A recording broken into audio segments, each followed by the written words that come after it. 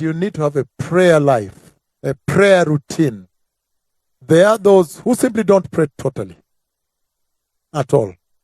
And then number two, you get those who pray when something bad has happened, like an urgency or emergency or something like that. That's when now you are praying or seeking prayer or seeking the Lord. They pray when an emergency has happened. And then those who don't pray totally, and those who simply pray because, something emergency has come. Now all of a sudden you are now talking to God, you're crying to God and all this. That is not what he's talking about.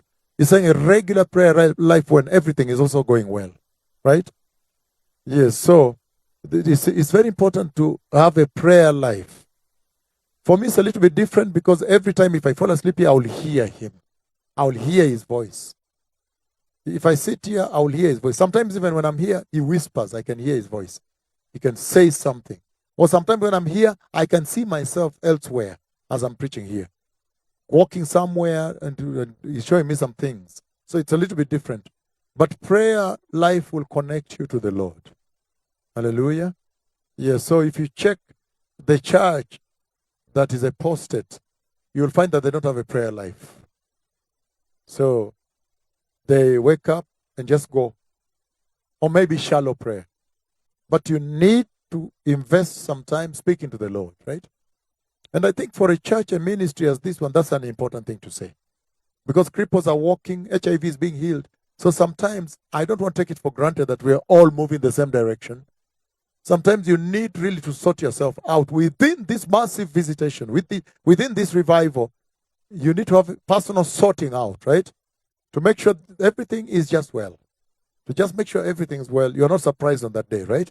Because it's very easy to flow with the wave in a ministry like this one. And then find you don't have a prayer life. You see? That could be a tragedy. So I'm just saying that all of you are guilty as charged. So begin to develop a prayer life, okay? I want you to do that. Especially, that's why I call for those prayer, like we're starting fasting tonight.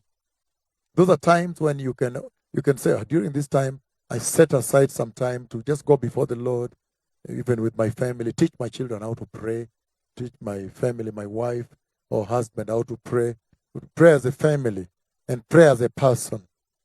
So the fallen church, remember Lot's wife, the fallen church is a church that does not have a prayer line, a prayer life, a prayer routine, if you will. They're just there. And when something happened, then all of a sudden, I need to pray. I need to talk to God, right? You need to have a constant relationship with the Lord in prayer, through prayer.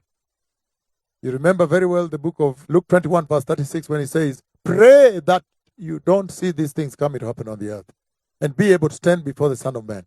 So meaning, he was raising the value of prayer. And in that case, for fortitude, because a bad time would come so that the Lord may deliver you, right?